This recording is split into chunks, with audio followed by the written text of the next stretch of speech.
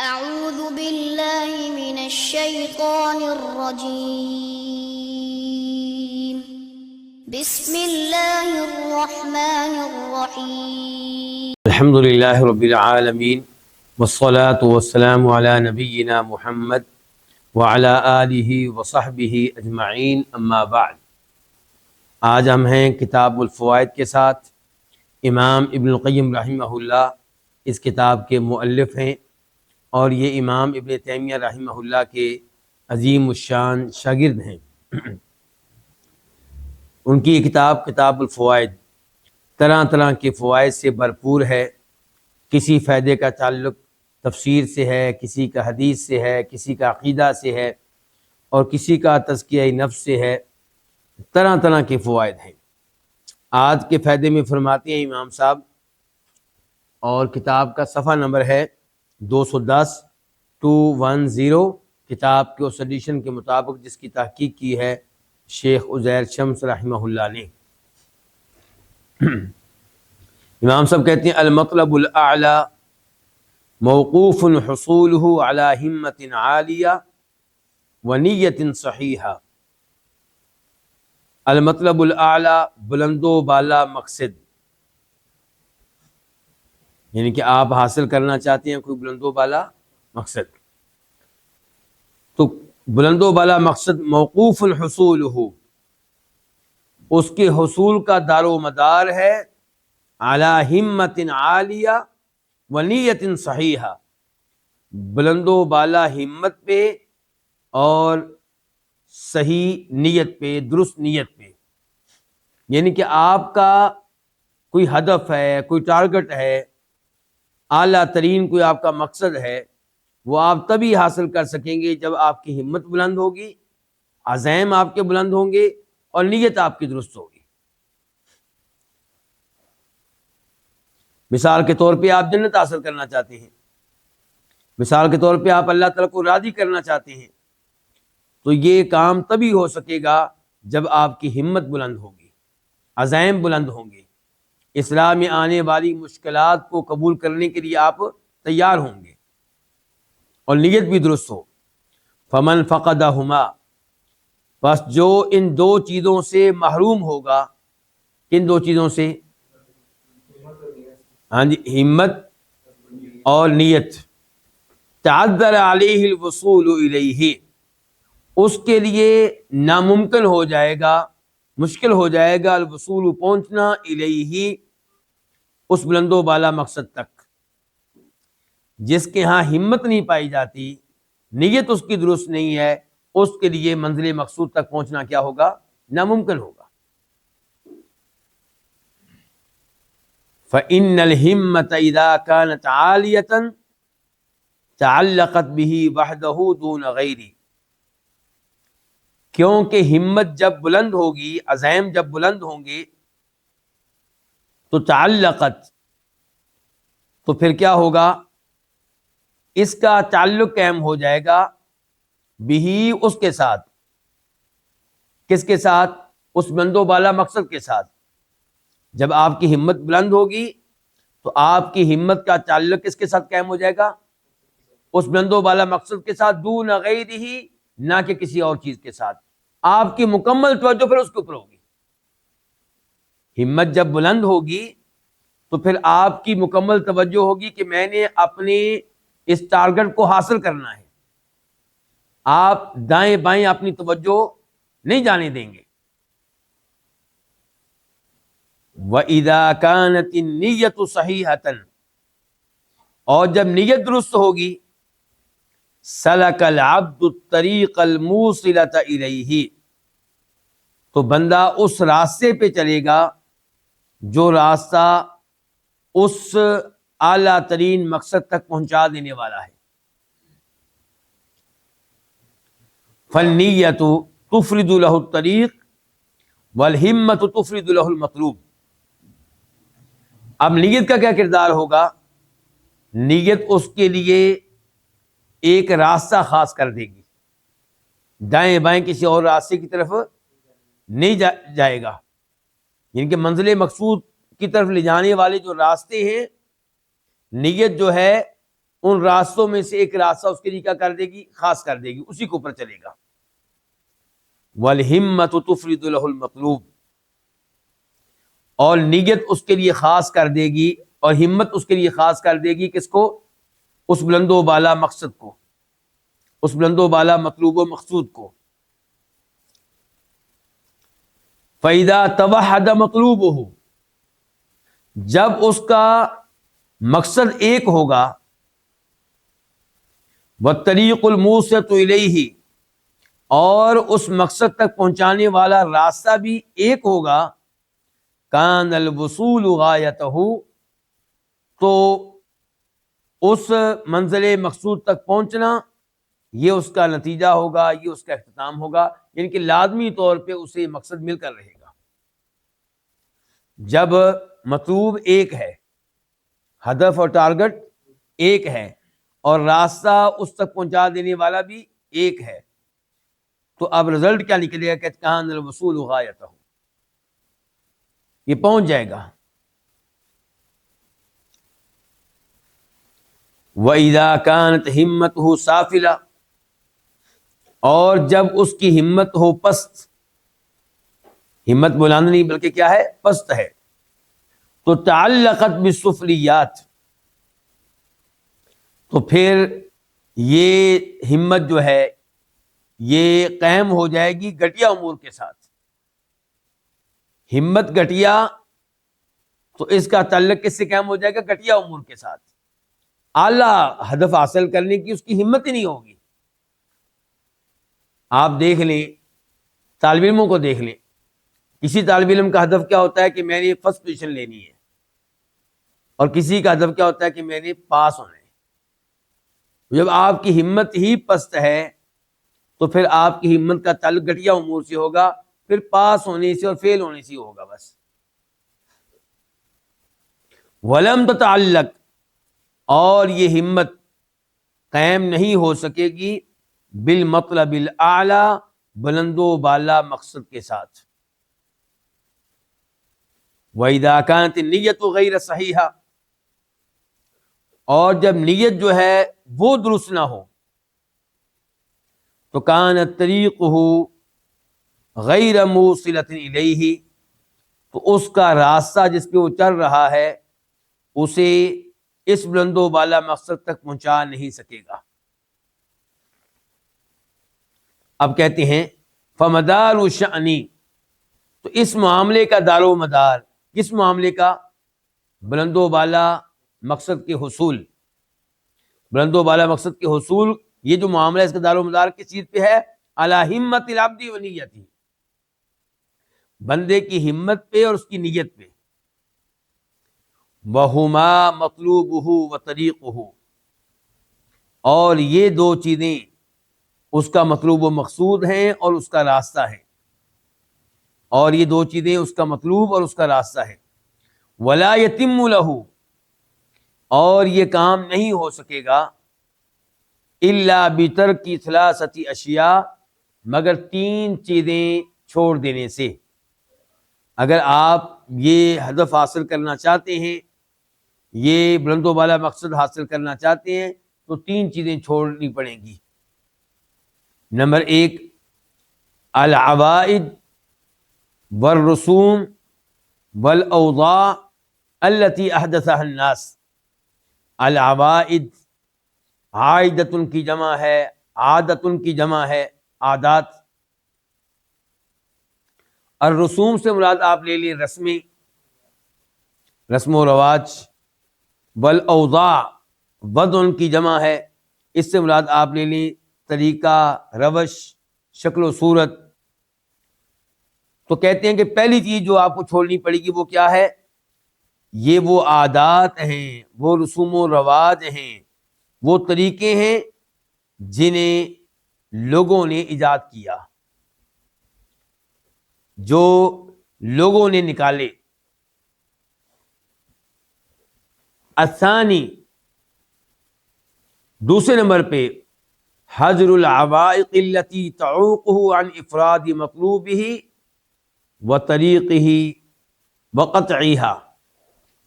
حجر چھوڑنا دور کر دینا. العوائق جمع ہے عائقۃ کی، کسی عمل سے روک دینے والی چیزیں، رکاوٹیں.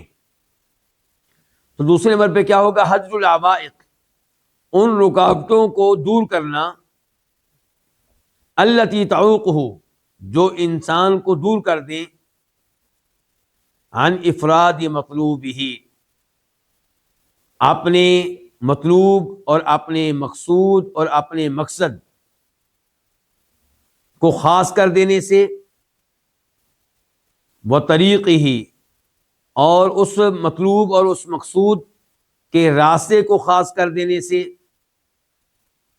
وقطعہا، اور ان رکاوٹوں کو دور کر دینا جو اس کو روک دیں. وقطعہا، اور ان کو الگ کر دینا، ان کو چھوڑ دینا، ان کو منقطع کر دینا. تو پہلے نمبر پہ کیا تھا؟ ان عادات، رسوم و رواج اور طریقوں کو چھوڑ دینا جنہیں لوگوں نے نکالا ہے، لوگوں نے قائم کیا ہے. دوسرے نمبر پہ ان رکاوٹوں کو چھوڑ دینا، دور کر دینا جو رکاوٹ بنتی ہیں اپنے ہدف کو، اپنے مطلوب کو اور مقصود کو خاص کر دینے سے اور اس کے راستے کو خاص کر دینے سے. وقت ہوا، ان چیزوں کو کاٹ کے رکھ دینا. الثالث، تیسرے نمبر پہ قطع علائق القلب. علائق کا میں نے آپ کر لی تعلقات، محبتیں، دوستیاں، وابستگیاں، یہ سب معنی ہیں کس کے؟ علائق کے. دل کی ان وابستگیوں کو، ان محبتوں کو ختم کر دینا. التی تحول بینہ، جو حائل ہو سکتی ہیں بندے کے مابین وبین تجرید التعلق بالمطلوب، اور بندے کے اپنے مقصد کے ساتھ خالص تعلق قائم کر دینے کے مابین. پہلا فرق کیا ہے دونوں میں؟ دوسرے میں اور تیسرے میں یہ فرق میں بتانے لگا تھا، لیکن ویسے خود امام القیم رحمہ اللہ بھی بتانے لگے ہیں. پہلے نمبر پہ جو رکاوٹیں ہیں یہ ظاہری رکاوٹیں ہیں، اور دوسرے نمبر پہ دل کا رجحان. دل آپ کا جو ہے وہ آپ کو ادھر جانے نہیں دیتا.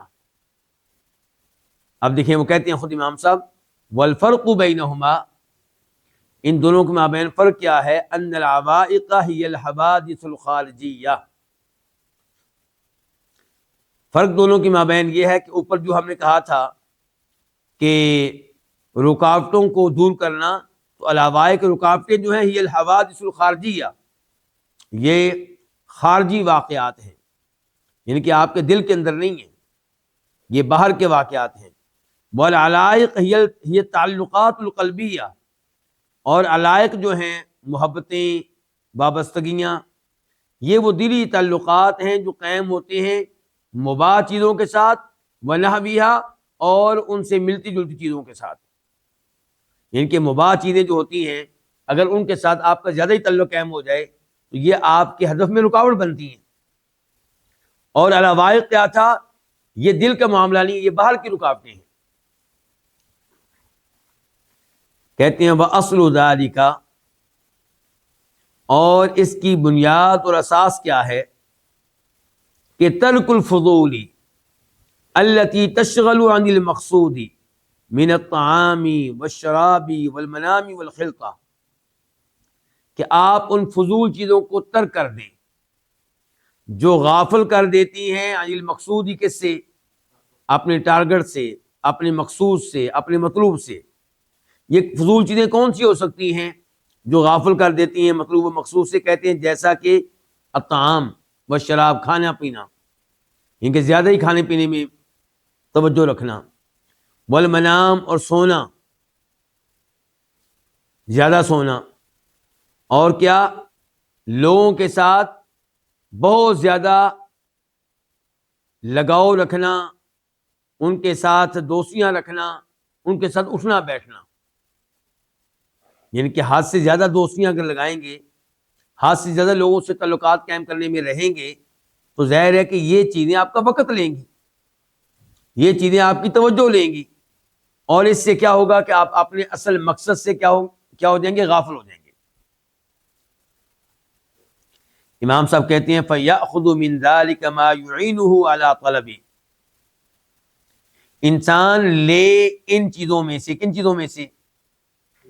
کھانا پینا، نیند، اور لوگوں کے ساتھ اٹھنا بیٹھنا، لوگوں کے ساتھ تعلقات، لوگوں کی مجالس میں جانا، انسان ان میں سے لے ما یعینہ، وہ جو اس کے لیے مددگار ہوں، علی طلب ہی، اس کے ہدف کو حاصل کرنے کے معاملے میں، یعنی کہ آپ اتنا کھانا کھائیں جس سے آپ زندہ رہ سکیں، اور جس کھانے پینے کے ساتھ آپ اپنے ہدف کو حاصل کرنے میں یعنی کہ لگے رہیں، اور یہ نہ ہو کہ آپ کو بھوک لگی ہو تو ہدف سے توجہ ہٹ جائے، پیاس لگی ہو ہدف سے توجہ ہٹ جائے، نیند آپ اتنی لیں جس سے کیا ہو جائے، آپ فریش ہو جائیں، اور لوگوں کے ساتھ اٹھنا بیٹھنا بھی اتنا ہی رکھیں جو مناسب ہو، اور اٹھنا بیٹھنا بھی انہی لوگوں کے ساتھ رکھیں جو آپ کے ہدف کو حاصل کرنے میں آپ کے لیے ممد و معاون ثابت ہو، نہ یہ کہ آپ ان لوگوں کے ساتھ تعلقات قائم کریں، ان لوگوں کے ساتھ آپ کو اٹھنا بیٹھنا ہو جو اس میں رکاوٹ بنے، یعنی کہ آپ کے ہدف کو، آپ کے مقصود کو حاصل کرنے میں رکاوٹ بنے۔ وَيَرْفُضُ مِنْهُ، اور انسان ترک کر دے، منہ اس میں سے، کس میں سے؟ ان چار چیزوں میں سے، ما یقطعہ عنہ، وہ جو اس کو منقطع کر دے، عنہ اس کے ہدف سے، اس کے مطلوب و مقصود سے، او یضعف طلبہ، یا وہ جو کمزور کر دے اس کے حصول کو اور اپنے مطلوب کو حاصل کرنے کے معاملے کو، واللہ المستعان، اور اس معاملے میں اللہ ہی سے مدد مانگنی چاہیے، اللہ ہی مدد کر سکتا ہے، اللہ ہی بچا سکتا ہے ان چیزوں سے۔ تو یہ آج کا جو پہلا فائدہ ہم نے حاصل کیا، اس کا خلاصہ یہ ہے کہ آپ کا جو بلند و بالا مقصد ہے، اور ہمارا بلند و بالا مقصد کیا ہونا چاہیے؟ اللہ کو راضی کرنا۔ بلند و بالا مقصد کیا ہونا چاہیے؟ جنت کو حاصل کرنا۔ تو اس کے حصول کا دار و مدار دو چیزوں پہ ہے، ایک یہ ہے کہ آپ کی ہمت بہت بلند ہو، دوسرے نمبر پہ یہ کہ آپ کی نیت صحیح ہو۔ تو جب آپ کی ہمت بلند ہوگی اور نیت صحیح ہوگی تو پھر آپ کے لیے بلند و بالا مقصد حاصل کرنا کچھ مشکل نہیں رہے گا، اور اگر آپ کی ہمت پست ہوگی تو پھر آپ کی ہمت جو ہے اس کا تعلق قائم نہیں ہو سکے گا کسی بلند و بالا مقصد کے ساتھ، اور جب نیت جو ہے آپ کی صحیح نہیں ہوگی تو جو راستہ ہوگا آپ کا وہ آپ کو نہیں پہنچا سکے گا آپ کی منزل مقصود تک۔ اور پھر انہوں نے کہا تھا کہ اس معاملے میں تین چیزوں سے بچنا ہوگا۔ نمبر ایک، ان عادات سے، ان رسموں سے، ان رواجات سے جو لوگوں نے بنائی ہیں، لوگوں نے قائم کی ہیں۔ نمبر دو، ان رکاوٹوں سے جو رکاوٹیں آپ کے ہدف کو حاصل کرنے میں رکاوٹ بن سکتی ہیں۔ تیسرے نمبر پہ دل میں موجود ان وابستگیوں کو، ان دوستیوں کو، ان محبتوں کو ختم کرنا ہوگا جو انسان کے مابین اور ہدف کو حاصل کرنے کے مابین رکاوٹ بن سکتی ہیں۔ پھر انہوں نے کہا تھا کہ اس میں چار چیزوں سے بچنا ہوگا، اور وہ ہیں کھانا پینا، سونا اور لوگوں کے ساتھ تعلقات۔ ان چار چیزوں میں اعتدال ہونا چاہیے، اعتدال سے اوپر جائیں گے تو کام خراب ہوگا۔ آج کے درس کا دوسرا فائدہ، اس دوسرے فائدے میں امام القیم رحمہ اللہ نے جناب عبداللہ بن مسعود رضی اللہ عنہ کے اقوال زرعی نقل کیے ہیں، ان کے سنہری اقوال، ان کی شاندار نصیحتیں، ان کی شاندار باتیں وہ ہمارے سامنے رکھی ہیں۔ تو ہم اس کو باقاعدہ لینے سے پہلے یہ دیکھ لیں کہ عبداللہ بن مسعود کون ہیں۔ میرے پاس اس وقت جو کتاب ہے وہ ہے سیر اعلام النبلاء، امام ذہبی رحمہ اللہ کی۔ سیر اعلام النبلاء کیا مطلب ہے اس کا؟ کہ جو مشہور و معروف شخصیات ہیں یا عظیم شخصیات ہیں ان کی سیرت، ان کی حالات زندگی۔ تو عبداللہ بن مسعود کے بارے میں وہ کہتے ہیں کہ یہ الامام الحبر، یہ امام تھے اور بہت بڑے عالم دین تھے، وسیع علم والے تھے، فقیہ الامہ، امت میں فقیہ تھے، احکام و مسائل پہ بہت زیادہ عبور رکھنے والے تھے، مہارت رکھنے والے تھے۔ کنیت ان کی کیا تھی؟ ابو عبد الرحمن، قبیلے کے لحاظ سے ان کو کہا جاتا تھا الہذلی، اور چونکہ مکہ میں رہے ہیں تو المکی ہیں، بعد میں ہجرت کی ہے تو المہاجر ہیں، اور بدر کی لڑائی میں شریک ہوئے تو اس لحاظ سے البدری ہیں۔ امام صاحب کہتے ہیں کان من السابقین الاولین، عبداللہ بن مسعود ان صحابہ کرام میں سے ایک ہیں جو بہت پہلے مسلمان ہو گئے تھے۔ شہید بدرن، ان کا عظیم کارنامہ یہ ہے کہ بدر کی لڑائی میں شریک ہوئے تھے۔ شاید آپ کو یاد آیا ہو ان کا واقعہ ابو جہل کے ساتھ، ابو جہل کے ساتھ نہیں یاد آ رہا؟ اللہ المستعان۔ چلیں جی، وہاجر الہجرتین، اور انہوں نے اللہ کی راہ میں کتنی بار ہجرت کی ہے؟ 2 بار۔ پہلی ہجرت کہاں کی ہوگی؟ حبشہ کی طرف، کالوں کی سرزمین کی طرف، اور دوسری بار ہجرت کی ہے مدینہ منورہ کی طرف۔ جنگ یرموک میں بھی شریک ہوئے ہیں۔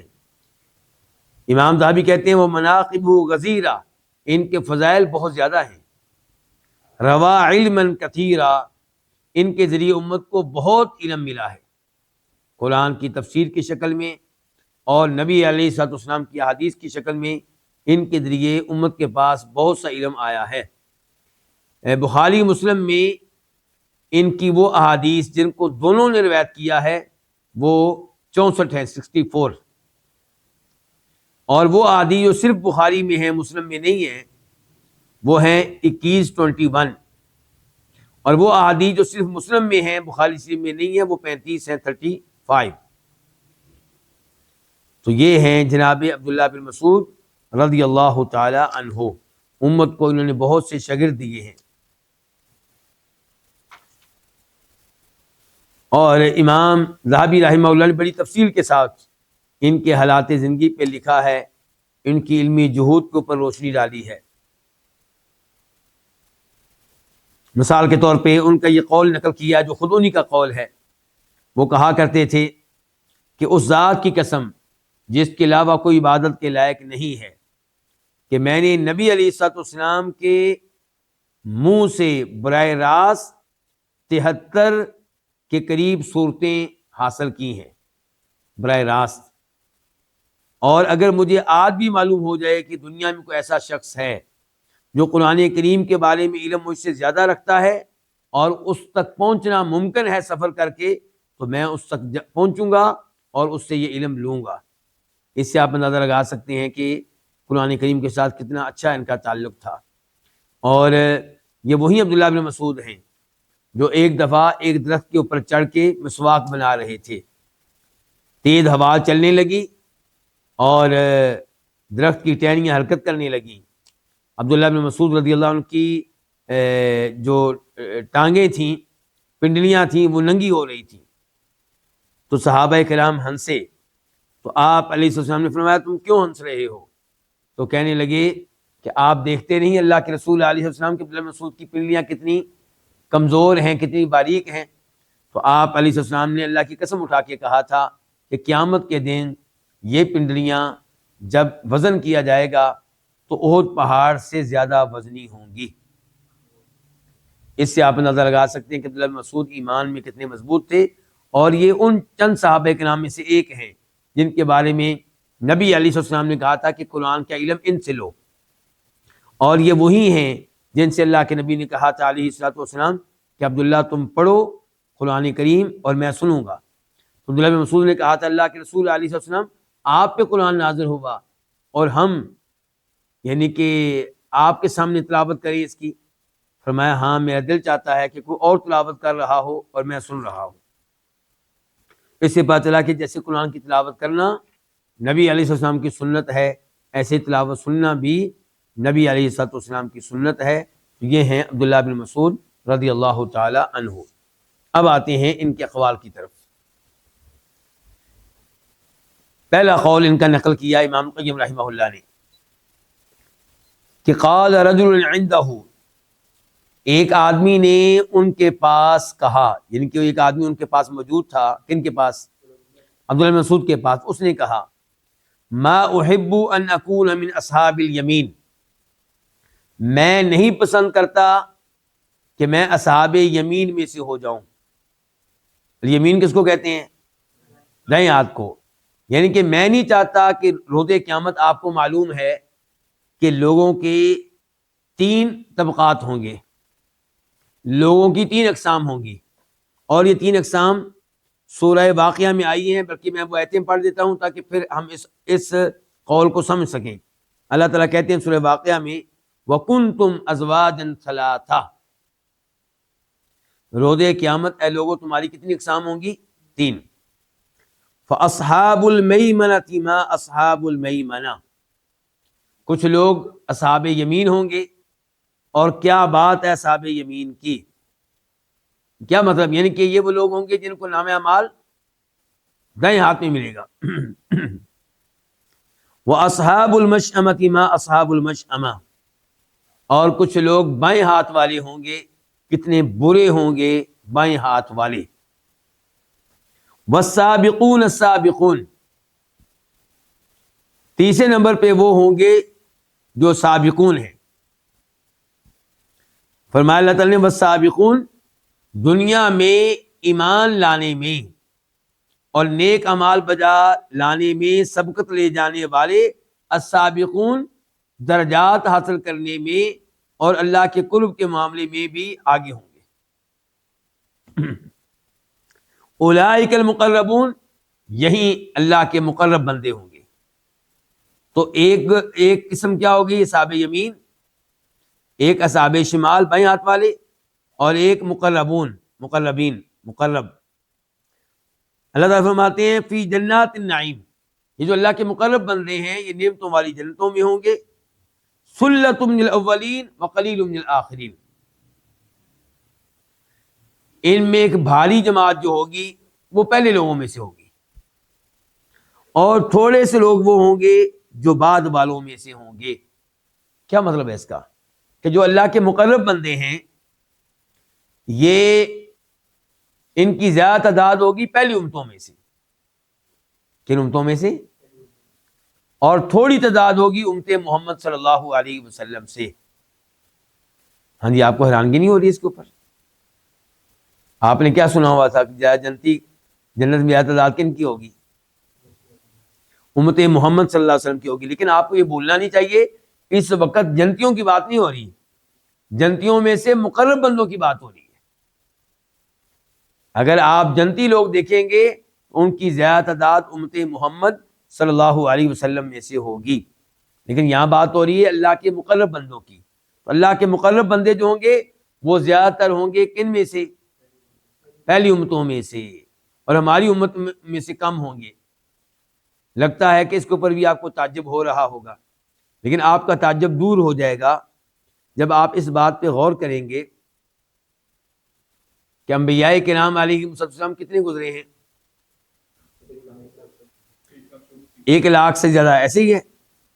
اچھا، ہر نبی کے آپ 3 4 5 10 آدمی بھی خاص لگا لیں، اگرچہ کچھ ایسے بھی نبی ہیں جن کے ساتھ کوئی بھی نہیں تھا، لیکن اوسط تعداد آپ نکالیں، ہر نبی کے کم سے کم 10 آپ خاص آدمی لگا لیں، تو اب تعداد دیکھیں کتنی ہوگی.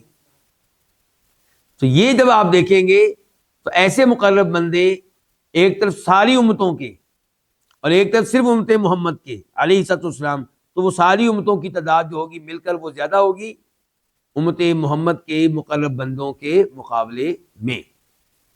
اچھا، اب ہم نے جان لی یہ 3 اقسام لوگوں کی. اب آئیں عبداللہ بن مسعود کی طرف رضی اللہ تعالیٰ عنہ، کہ ایک آدمی نے ان کے پاس بیٹھ کے کہا ما احبو، میں پسند نہیں کرتا کہ ان اکون من اصحاب الیمین، کہ میں اصحاب یمین میں سے ہو جاؤں.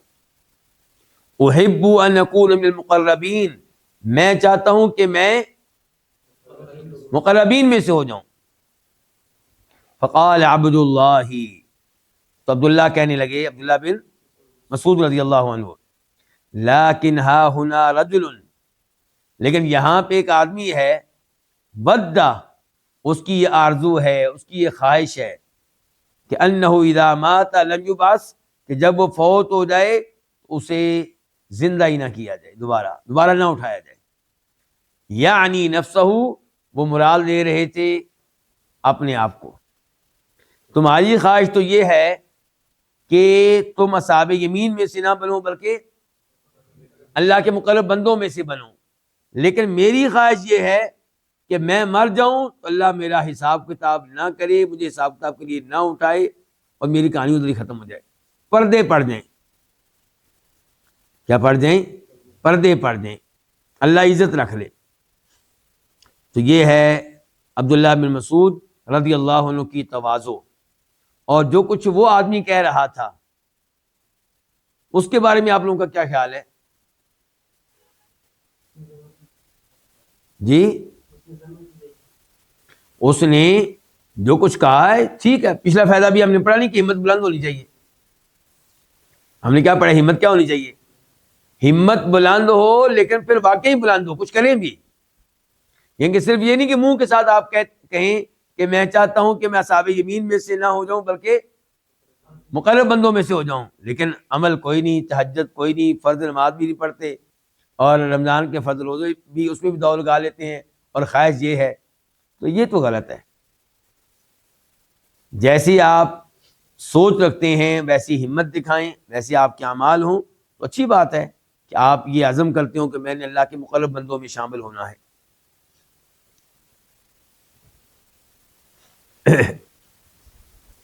تو یہ تھا جناب عبداللہ بن مسعود کی طرف سے رحمہ اللہ پہلا قول زرعی. دوسرے نمبر پہ، اور یہ جو پہلا ہم نے پڑھا ہے اس کے بارے میں ہماری کتاب کے جو محقق ہیں شیخ زہیر شمس رحمہ اللہ، وہ لکھتے ہیں کہ یہ اس کے لیے آپ دیکھیں امام احمد کی کتاب الزہد، اور آپ دیکھیں کتاب حلیۃ الاولیاء ابو نعیم الاصفہانی کی. اب آئیں جی دوسرے قول زرعی کی طرف.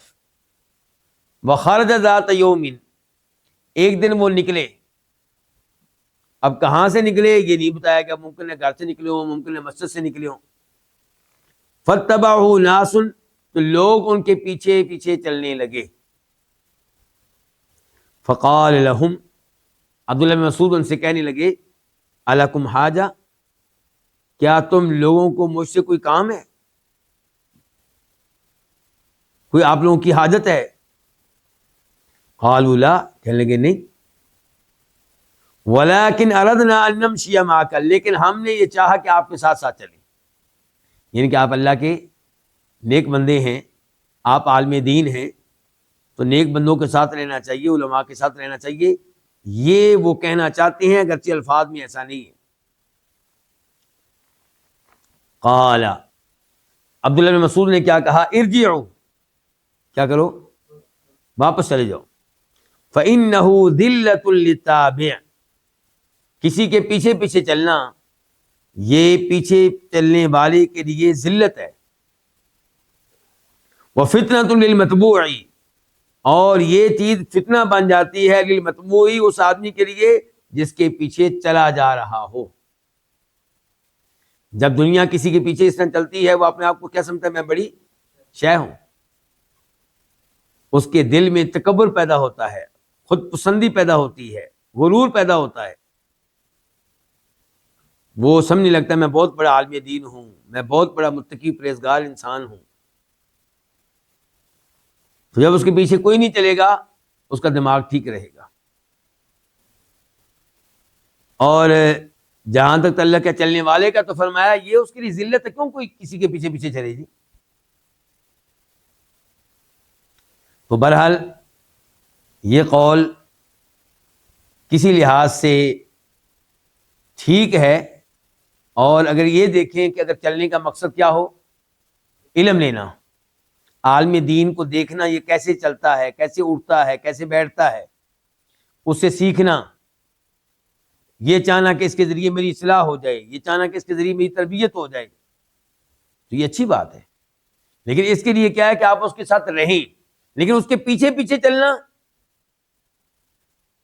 برابر بھی نہیں، دائیں بائیں بھی نہیں، بلکہ پیچھے پیچھے چلنا، یہ چیز جو ہے فرما رہے ہیں یہ پیچھے چلنے والے کے لیے مقام ذلت و رسوائی ہے، اور جس کے پیچھے چلا جا رہا ہے اس کے لیے یہ فتنہ ہے، آزمائش ہے، وہ اس کی وجہ سے اس کا کام خراب ہو سکتا ہے۔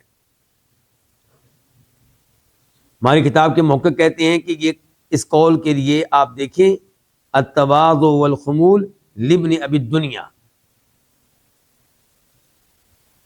دو ہم پڑھ چکے ہیں جناب عبداللہ بن مسعود رضی اللہ عنہ کے اقوال ذری میں سے۔ اب آتے ہیں تیسرے کی طرف۔ وقال، اور کہنے لگے، لو تعلمون منی ما اعلم من نفسی، اگر تم میرے بارے میں وہ چیزیں جان لو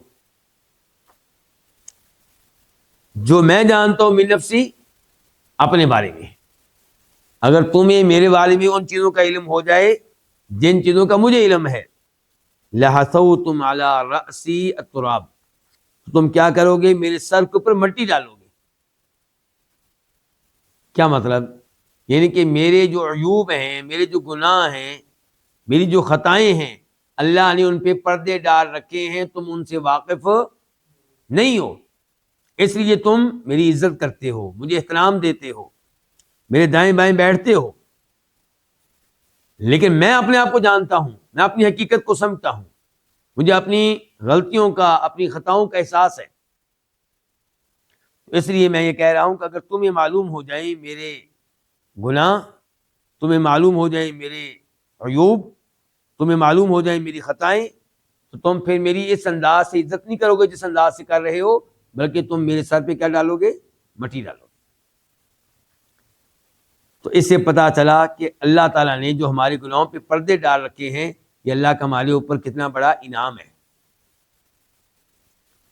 یہ اللہ تعالیٰ کی ہمارے اوپر کتنی بڑی نعمت ہے۔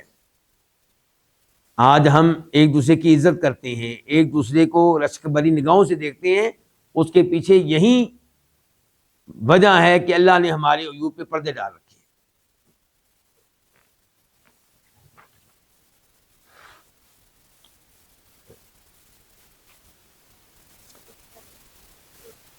کتاب کے محقق کہتے ہیں کہ اس کے لیے آپ دیکھیے امام حاکم کی کتاب المستدرک، اور دیکھیے حلیۃ الاولیاء۔ اس کے بعد کہتے ہیں جناب عبداللہ بن مسعود رضی اللہ تعالیٰ عنہ، وقال حبذ المکروہان الموت والفقر،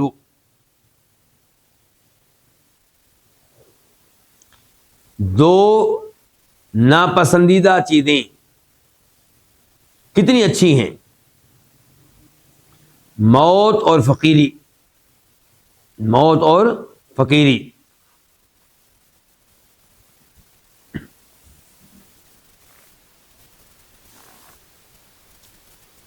یعنی کہ لوگ ان دو چیزوں کو ناپسند کرتے ہیں، تو کہنے لگے کتنی اچھی ہیں یہ دو ناپسندیدہ چیزیں، یہ اچھی ہیں۔ وَأَيْمُ اللَّهِ إِنْ هُوَ إِلَّا الْغِنَى وَالْفَقْرُ، اللہ کی قسم، ایک ہے مالداری اور ایک ہے فقر۔ ایک کیا ہے؟ مالداری، اور ایک ہے فقر۔ وَمَا أُبَالِي بِأَيِّهِمَا بُلِيتُ، مجھے اس بات کی پرواہ نہیں ہوگی کہ مجھے ان دونوں میں سے کس چیز کے ساتھ آزمایا جاتا ہے۔ یعنی کہ مال کی آزمائش بھی بڑی آزمائش ہے، اور فقر و فاقہ کی آزمائش بھی بڑی آزمائش ہے۔ فقر و فاقہ پہ صبر کرنا اور اللہ تعالیٰ کے بارے میں حسن ظن قائم رکھنا یہ آسان نہیں ہوتا، اور مال مل جائے تو پھر اپنے آپ کو تکبر سے بچانا، اللہ کی نافرمانیوں سے بچانا، مال ملنے کے باوجود اپنے آپ کو اللہ کی اطاعت پہ قائم رکھنا، یہ آسان کام نہیں ہے۔ ارجو اللہ فی کل واحد منہما، ان میں سے ہر ایک کے بارے میں اللہ پہ امید رکھتا ہوں۔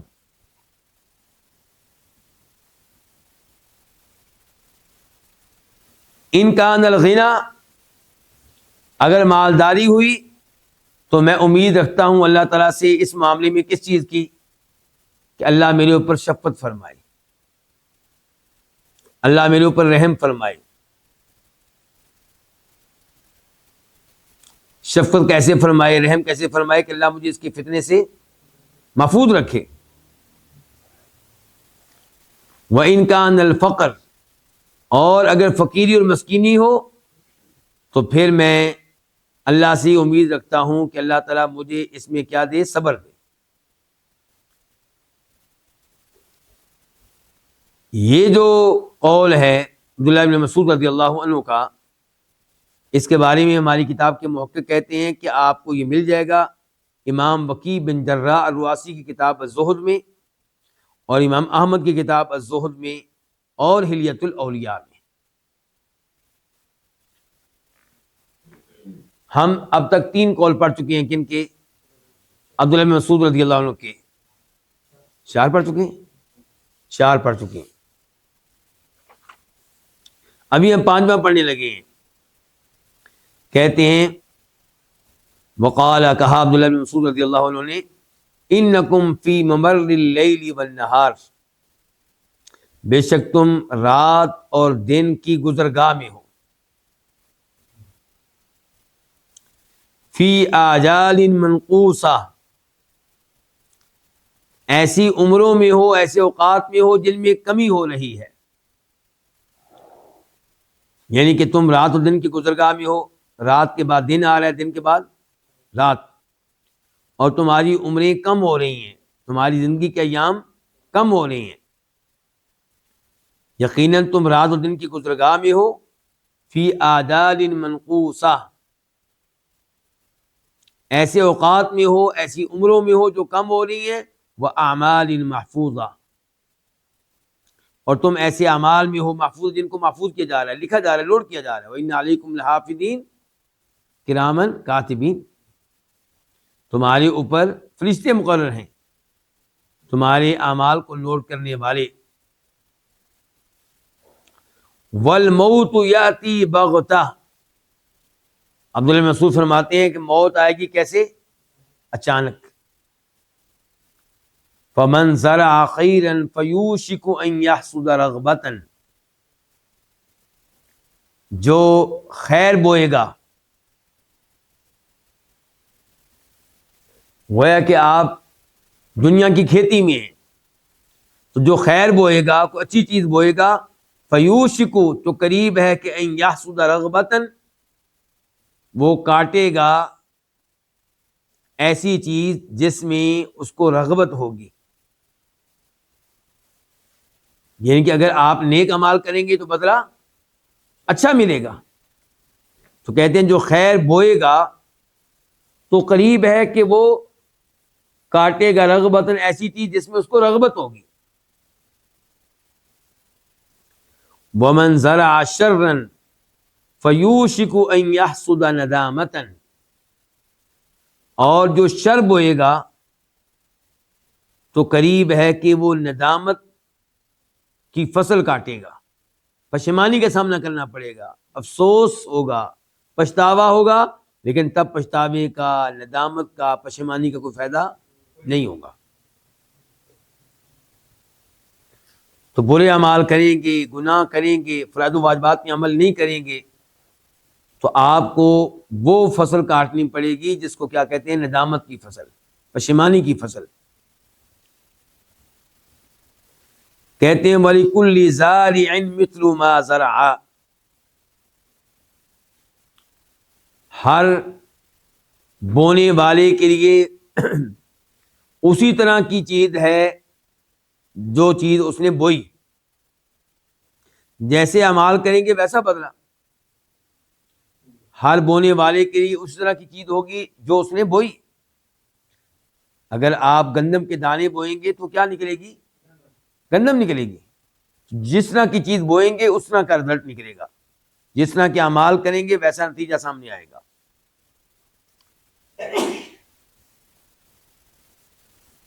لا يسبق بطيء بحظه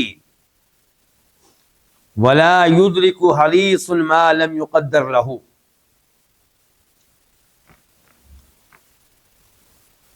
جو سست ہے، بطیء کس کو کہیں گے؟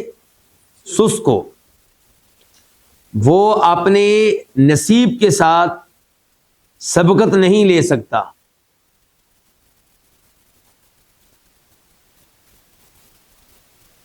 جو سست ہے اعمال میں، سست ہے ایمان لانے میں، تو جو سست ہے وہ اپنے نصیب کے ساتھ سبقت نہیں لے سکتا۔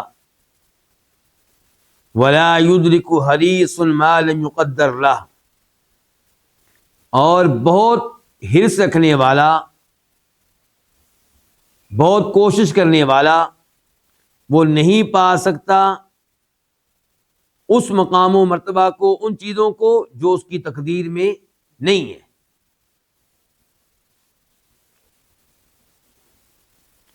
من اوتی خیرا فاللہ اعطا، جس کو کوئی خیر دی گئی تو اللہ ہی نے اس کو خیر دی ہے۔ جس کو کوئی خیر ملی یا ملے گی تو کون دے گا؟ اللہ دے گا۔ مثال کے طور پہ روز آخرت اگر خیر ملتی ہے، جنت ملتی ہے، تو یہ اللہ تعالیٰ کی رحمت کا نتیجہ ہوگا۔ وَمَنْ وُقِيَ شَرًّا فَاللَّهُ وَقَاهُ، اور جس کو کسی شر سے بچا لیا گیا تو اس کو بچانے والا کون ہے؟ اللہ تعالیٰ۔ فَاللَّهُ وَقَاهُ، تو اللہ نے اس کو بچایا ہے۔ المتقون سادہ، متقی لوگ، پرہیزگار لوگ، یہ کیا ہیں؟ یہ سردار ہیں۔ ان اکرمکم عند اللہ اتقاکم، تقوی کی بنیاد پہ سرداری ملتی ہے، عزت ملتی ہے۔ تو المتقون سادہ، جو متقی لوگ ہیں وہ سردار ہیں۔ والفقہاء قادہ، اور فقہاء علماء یہ قائدین ہیں، یہ قوم کی قیادت کرنے والے ہیں۔ وَمُجَالَسَتُهُمْ زِيَادَةٌ، اور ان کی مجلس میں بیٹھنا زیادہ، اس سے کیا ہوگا؟ اضافہ ہوگا۔ کس میں؟ آپ کے ایمان میں۔ اس سے اضافہ ہوگا آپ کے نیک اعمال میں۔ ان کے ساتھ بیٹھنے کا آپ کو بہت فائدہ ہوگا۔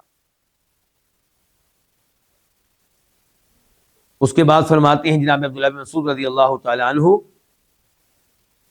اور یہ آغاز کر رہے ہیں ہم ان کے اقوال زرعی میں سے قول نمبر 6 کا۔ انہما اثنتان الہدی والکلام، یہ صرف دو چیزیں ہیں۔ نمبر 1 الہدی، سیرت سنت، والکلام دوسری نمبر پہ کلام۔ فافضل الکلام کلام اللہ، چنانچہ افضل ترین کلام کون سا کلام ہے؟ اللہ کا کلام۔ وافضل الہدی ہدی محمد صلی اللہ علیہ وسلم، اور افضل ترین طریقہ کس کا طریقہ ہے؟ نبی علیہ الصلوۃ والسلام کا ہے۔ یعنی کہ اللہ کے کلام کو اہمیت دیں۔ کبھی آپ اس کی تلاوت کر رہے ہوں، کبھی آپ اس کی تفسیر پڑھ رہے ہوں، کبھی آپ اس پہ غور و فکر کر رہے ہوں، کبھی آپ اس پہ عمل کرنے کی کوشش کر رہے ہوں، کیونکہ یہ افضل ترین کلام ہے۔ اور بہترین طریقہ نبی علیہ السلام کا طریقہ ہے۔ تو جب آپ کا طریقہ مل جائے تو آپ کے طریقے کو نظر انداز کر کے کسی اور کے طریقے کو اپنانا کیا ہوگا؟ غلط ہوگا۔ وَشَرُّ الْأُمُورِ مُحْدَثَاتُهَا، اور بدترین امور وہ ہیں جو کیا ہوں؟ نئے نئے ہوں۔ مراد یہ ہے کہ دین میں جو نیا کام داخل کیا جائے گا وہ بدترین ہے۔ وَكُلُّ مُحْدَثَةٍ بِدْعَةٍ، اور ہر نیا کام کیا ہے؟ بدعت ہے۔ عبداللہ بن مسعود ہر نئے کام کو بدعت کہہ رہے ہیں۔ یہ نہیں کہہ رہے کچھ بدعتیں اچھی ہوتی ہیں کچھ بری ہوتی ہیں، یہ نہیں کہا کچھ بدعتیں حسنہ ہوتی ہیں کچھ بدعتیں سیئہ ہوتی ہیں، ایسا نہیں کہا۔ فَلَا يَطُولَنَّ عَلَيْكُمُ الْأَمَدُ وَلَا يُلْهِيَنَّكُمُ الْأَمَلُ، الامد کا معنی کیا ہوگا؟ مدت، تم پہ مدت لمبی نہ ہو جائے۔ یعنی کہ ایسا نہ ہو کہ زندگی کو بہت لمبا سمجھو اور عمل نہ کرو اور غفلت میں پڑے رہو اور مارے جاؤ. ولا یلہینکم العمل، اور امید تمہیں غافل نہ کر دے، اور امید تمہیں قطعی طور پہ غافل نہ کر دے. کس سے؟ آخرت کی تیاری سے.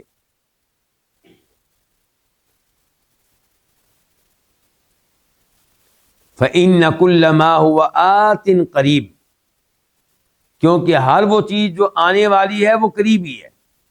موت آنے والی ہے تو موت کیا ہے؟ قریب ہے. پھر حال آنے والی چیز قریب ہے. الا وَإِنَّ الْبَعِيدَ مَا لَيْسَ آتِيًا، الا خبردار، دھیان سے سن لو، بعید وہ چیز ہے جس نے نہیں آنا، جو بالکل نہیں آئے گی وہ چیز ہے بعید، اور جو چیز آنے والی ہے وہ قریب ہی ہے. الا وَإِنَّ الشَّقِيَّ مَنْ شَقِيَ فِي بَطْنِ أُمِّهِ، دھیان سے سن لو، خبردار، بدبخت وہ ہے جو اپنی ماں کے پیٹ میں ہی بدبخت ٹھہرا. ماں کے پیٹ میں تھا کہ اس کی تقدیر لکھ دی گئی. وَإِنَّ السَّعِيدَ مَنْ وُعِدَ بِغَيْرِهِ، سعادت مند وہ انسان ہے جو اپنے غیر کے ذریعے جس کو واعظ کر دیا جائے، نصیحت کر دی جائے، کسی اور کو دیکھ کے عبرت حاصل کرے. مراد یہ ہے. وَإِنَّ السَّعِيدَ، سعادت مند وہ ہے، من وعیدہ، جس کو واعظ کر دیا گیا، جس کو نصیحت کر دی گئی، بغیر ہی، اس کے غیر کے ساتھ. الا وَإِنَّ قِتَالَ الْمُسْلِمِ كُفْرٌ، خبردار، دھیان سے سن لو، مسلمان سے لڑنا یہ کیا ہے؟ کفر ہے. مسلمان سے قتال کرنا، مسلمان سے لڑنا کیا ہے جی؟ کفر ہے. لیکن کیا ہر اس شخص کو جو مسلمانوں سے لڑتا ہے کافر کہا جائے گا؟ نہیں، کیونکہ یہاں پہ عمل کے بارے میں بتایا جا رہا ہے کہ مسلمان سے لڑنا کفر ہے، لیکن ہر وہ شخص جو مسلمان سے لڑنے والا ہو وہ کافر نہیں ہوا کرتا. مثال کے طور پہ امیر المؤمنین جناب علی اور امیر المؤمنین جناب معاویہ کے لشکروں کی مابین لڑائیاں ہوئی، کیا دونوں کافر تھے؟ نبی علیہ السلام فرماتے ہیں کہ ان ابنی ھذا سید، جناب حسن کے بارے میں فرمایا یہ میرا بیٹا کیا ہے؟ سردار ہے. امید ہے کہ اللہ تعالیٰ یصلح، سلو کرائے گا، بہی، اس کے ذریعے، بین فئتین عظیمتین مسلمین، دو عظیم مسلمان گروہوں کے بیچ میں. تو آپ علیہ السلام نے اس حدیث میں دونوں کو کیا قرار دیا ہے؟ عظیم مسلمان گروہ قرار دیا ہے، حالانکہ دونوں نے لڑائیاں لڑی ہیں، قتال کیا ہے. تو صاحب عمل پہ حکم لگانا کافر ہونے کا یہ بہت مشکل کام ہے، بہت خطرناک کام ہے. لیکن یہ عمل یقیناً کفریہ ہے، مسلمان سے لڑنا یہ کفری عمل ہے. وَسِبَابَهُ فِسْقٌ، اور اسے برا بلا کہنا یہ فسق و فجور ہے. کس کو؟ مسلمان کو.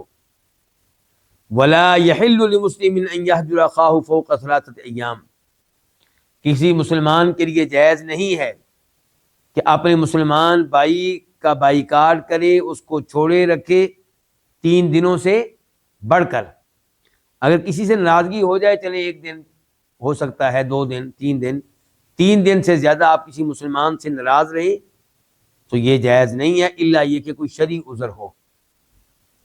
مثال کے طور پہ آپ کا بھائی ہے، وہ سودی بینک میں جاب کرتا ہے اور آپ نے اس کا بائیکاٹ کیا ہوا ہے تاکہ وہ یہ جاب چھوڑ دے، اور آپ کو امید لگتی ہے کہ میں بائیکاٹ جاری رکھوں، چھوڑ دے گا، تو پھر بائیکاٹ جاری رکھیں.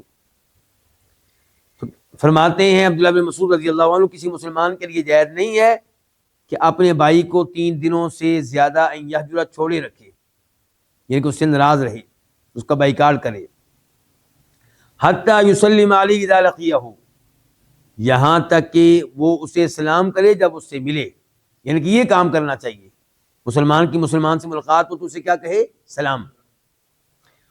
وَيُجِيبَهُ اذا دعاہ، اور اس کی دعوت کو قبول کرے جب وہ دعوت دے. وَيَعُودَ دہو اذا مرض، اور اس کی عیادت کرے جب وہ کیا ہو جائے؟ بیمار ہو جائے۔ یہیں پہ آج کے درس کا اختتام کرتے ہیں۔ عبداللہ بن مسعود رضی اللہ عنہ کے اقوال مزید بھی آئیں گے، انشاءاللہ اس درس کو آئندہ درس میں بھی جاری رکھا جائے گا، اور یہ بڑے شاندار اقوال ہیں ان کے۔ اللہ رب العزت ہمیں ان اقوال سے فائدہ اٹھانے کی توفیق بخشے، اور اللہ تعالی ہمیں آخرت کی اور جنت میں جانے کی تیاری کرنے کی توفیق عنایت فرمائے۔ وصلی اللہ تعالی علی نبینا محمد وعلی آلہ وصحبہ اجمعین۔